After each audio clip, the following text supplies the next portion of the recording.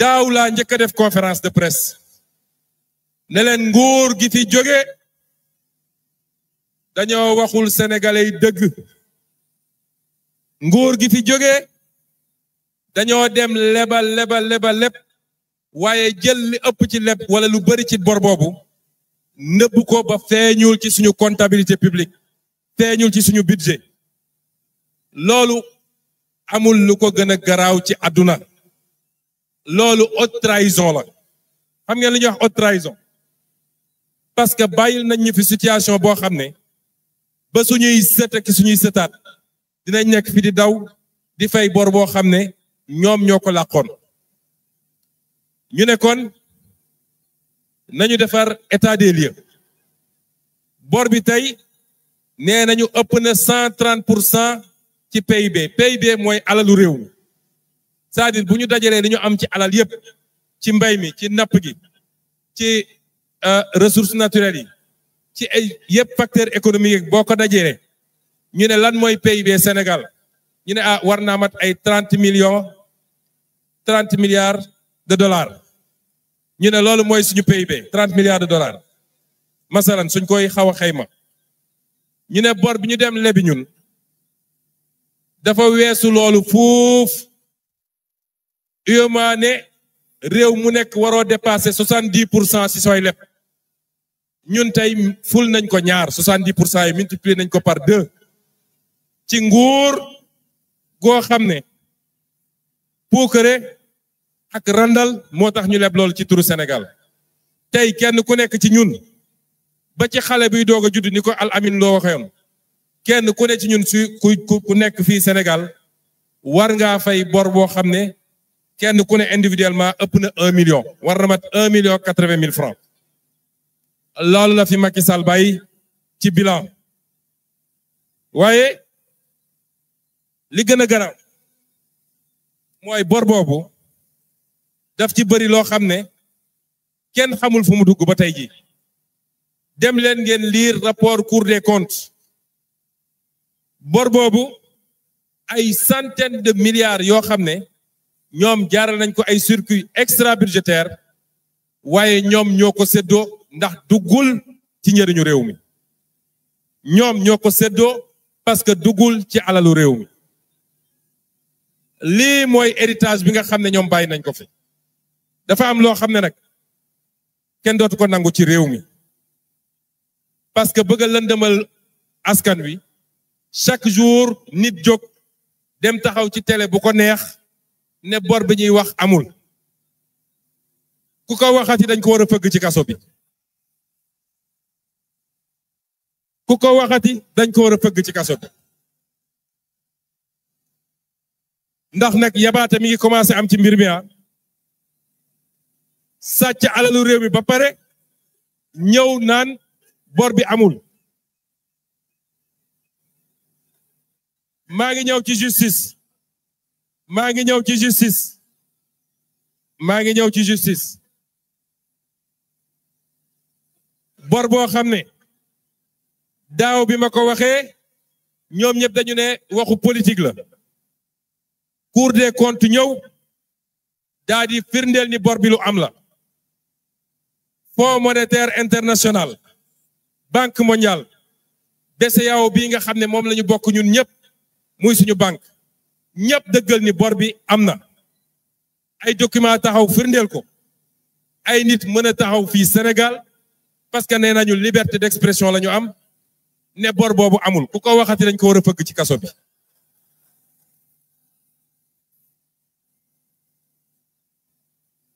kon tey ji ñun dañu ne lii biñ ko constaté tey ñi ngi toog ak waxtaan ak ñiñ ko sekk ak yéen ñëpp dégg ngeen ba mardi bi passé wala ba vendredi bi FMI mi ngi woon fii Sénégal ñuy waxtaan ak ñoom ci mbirum bor bi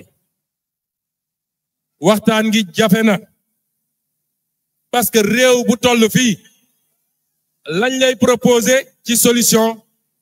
mooy li ñuy tuddee restructuration léeg-léeg loolu lañ lay proposer mooy bor bi diis na diisaay boo xam ne sa askan mënu koo fay kon lañ ko mën a remplacer mooy da ngay nangu ñu considérer ni sa réew mënatul dem daanaka défaut am na léegi nag bor boobu ñu xool ni ñuy dajalee partenaires yi partenaires multilatéraux partenaires bilatéraux ñu dajale ñëpp ñu ne léegi Sénégal mënul fay borom te loolu conséquence bi ci njëkk mooy bu ñu constaté ni Sénégal presque réew en faillite la dootuñu am accès aux marchés internationaux pour lever des fonds marché yëpp day tëju partenariat public privé dina la jafe banque multilatérale yi ñu jëflanteel ñëpp dinañ ñu yóbbu en procès pour ñu fay xaalis bi nga xam ne mooy bor bi ñu nëbboon lii la ñu fi Macky Sall bàyyi lii la ñu fi APR bàyyi ñooñu tey est-ce que am nañu war nañ leen bàyyi ñu ne ci réew mi di lappi ak di wax parti bii dañ ko waroon tas parce que parti criminel la amatuñu seen place fii ci Sénégal décret la ñu war a jël tas parti bii parce que amuñu place seen Sénégal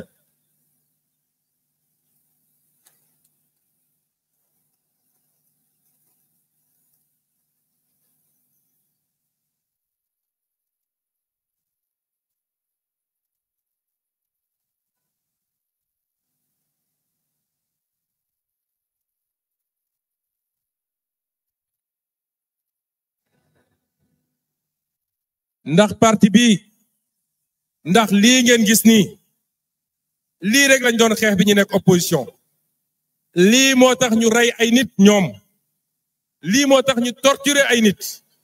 lii moo tax ñu tëj ay nit lii moo tax ñu yàq ay activité nit may rendre hommage encore aux victimes di leen fàtte ni le 28 novembre inchallah daje bi may organiser Grand Théâtre daje la boo xam ne victimes yi la ñuy waxtaanal ci li nga xam ne mooy li fi xewoon ak fi ñu jëm inchallah mbokk yi bi lii amee ñun la ñu waxtaan ak suñuy partenaire mooy bëgguñu restructuration parce que loolu gàcce Sénégal la donte ñoom ñoo ko def ñoom ñi fi jóge waaye loolu gàcce Sénégal la mooy ci kanamu àdduna bi yépp nee nañu Sénégal c'est un mauvais élève bu lepp xaalis luubal ko mënu koo fay ñun nag li ñu leen wax mooy fii dëkku ngor la fii dëkku dignité la fii dëkku fierté la et que le peuple sénégalais sera à la hauteur le peuple sénégalais prendra ses responsabilités parce que nous avons accès au marché attaque genn wàlla ngi nii jotuñu ci FMI jotuñu ci benn partenaire bilatéral bu tax ñuy wax te teewul ñi ngi fay bor bi ñi ngi fay salaire yi ñi ngi góorgóorlu le peuple sénégalais est un peuple digne loolu moo tax ñu dem tëju liggéey andil leen le plan de redressement économique et social plan boobu nag ay sacrifice la ñu laaj sénégalais yi man maa leen woo ci ndigalu président Bassirou Diomaye Faye ma dem tëju def li may liggéey ak équipe yi jox ko mu valider ko ma xam ni am naa sañ-sañu taxaw devant les sénégalais ne leen je vous demande un sacrifice le sacrifice c'est sur 2 ans c'est sur 3 ans je sais que vous accepterez ce sacrifice là loolu moo andi le plan de développement le plan de redressement économique et social ñu defar ko ci lan ñoom gannaaw bu ñu yàqee réew mi bu ñu bëggee saboter dañ naan ñooy ñoom ñi ngi réclamer sénégalais ay l'impôt la ñuy réclamer sénégalais yi moo gën fuuf ñu dem ñu ne restructuration la ñuy def ñu seet nag ànd ceeg yërmande seet ay domaines yoo xam ne du domaine yoo xam ne domaine yu vital la ñun defuñu taxe ci ceeb bi defuñu ko ci diwlin bi defuñu ko ci suukar bi defuñu ko ci loyer yi defuñu ko ci courant bi defuñu ko ci ndox mi waaye ñu ne nañu seet loo xam ne du nécessité ci Sénégal ki koy def du nécessité ci moom waaye ku dem xoos yàlla may la nga gañe ñu ne lool nga gagné nag xanaa di nga ci jox tuuti réew mi ñu mën a tabax ay hôpitaux mën a tabax ay jàkk ay yoon mën a tabax yóbbul nit ñi courant ci àll bi loolu mooy le plan de développement de redressement économique et social loolu fi ñu ko jiitee mooy yan sacrifice yan effort la ñuy def ci réduire le train de vie de l'État yàlla xam na ni budget 2026 bi man maa def arbitrage budgétaire bi dañoo dagg séminaire atelier voyage lépp laa dagg jënd ay oto jënd ay lii lu ci bëri loo xam ne defaguñ ko woon dañ koo dagg pour mën a def des efforts yoo xam ne ci état bi la jóge te état effort yooyu lu ñuy continuer la ndax dinañ taxawal benn comité boo xam ne comité des économies budgétaires la liggéeyam yépp mooy jël budget bi ligne par ligne di xool bépp dépense xam ne c'est pas nécessaire ñu dagg ko delloo ko ci effort bi nga xam ne moom la ñuy laaj amee dinañu taxawal centrale d'achat boo xam ne lépp loo xam ne yàq la woon ci njëndum état dinañ ko mën a régler kon bëri na effort yoo xam ne tey lu ñu taxawal la ci mbirum état ba état bi la muy doxal mooy lépp strictement li nga xam ne ay soxlaam la ñu ne kon bu ñu defee loolu ba noppi mën nañu wëlbatiku ne dañuy demander waat ay effort yoo xam ne day jóge ci peuple bi mooy loolu ma leen wax bu dee laaj nañ ko ci PMI beeg ñu demee noonu ñu ne am na loo xam ne ci transfert d'argent nañu xool luñ ci mën a jël as tuut ñu ne muqi mi tabac beeg yooyu naka lañ fay jëlee as tuut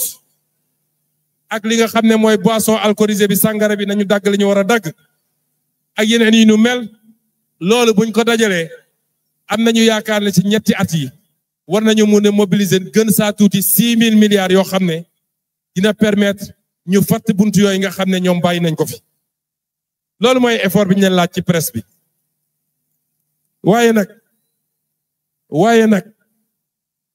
waaye nag est-ce que jaadu na ñuy demander effort askan wi te ñi nga xam ne ñoo dugal askan wi ci nguute bi ñu bàyyi leen ñoom ñu dem seen yoon est-ce que loolu jaadu na est-ce que loolu jaadu na xam nga justice lañu wax am na nag ay politiciens yu raté complètement di essayer def récupération de votre victoire nee nañu temps yi ñun la ñuy booleeg askan wi ne ñun vengeance lañu bëgg a def vengeance kuy def vengeance doo dem ci tribunaux yi on ne fait pas de vengeance devant les tribunaux waaye gars yi bu dee vengeance am na vengeance balaa muy am day fekk nit def dara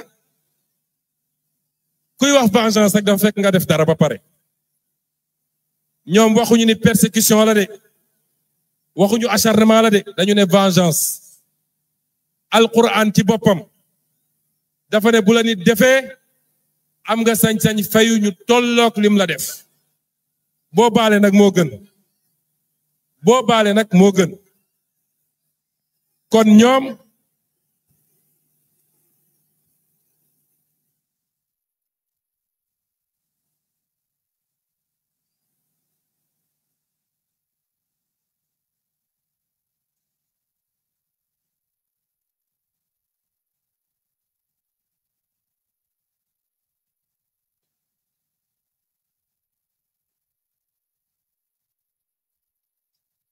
fi ma waxee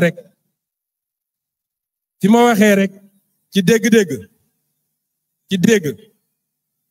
xam ngeen fi ma waxee fan la dama fixé cadre global bi ñun fayantewuñu dañu ne justice dërëmu askan wi ku ko jël def ko naka sudul noonu ak ku faat bakkan fii ci biir askan wi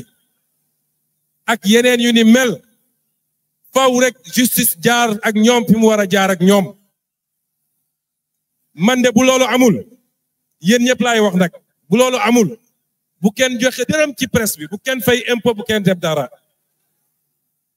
bu loolu amul bu kenn joxe dërëm ci plan de redressement bi bu kenn fay l'impôt bu kenn sonn bu ñu woote ba ngeen uyu si parce que nag lii dafa yomba te buñ ko bàyyee nag mun naa ne wax ni suñu biir dina am ñoo xam ne dinañ def lu ni mel faaw rek ñu def justice ba nga xam ne ëllëg kenn dootul ñeme def lu mel nii justice boobu nag ay magistrat moomuñu ko la justice appartient au peuple sénégalais moo tax duñ ko bàyyee kenn duñ ko bàyyee ab magistrat mu toog ni mu foog ni ci bureau bi mu tëju moom dossier yi lu ko neex mu def ci duñ ko bàyyee ab avocat duñ ko bàyyee président de la république duñ ko bàyyee premier ministre la justice appartient au peuple xaalis bu ñu sàcc peuple bee ko moom et la justice se fera incha allah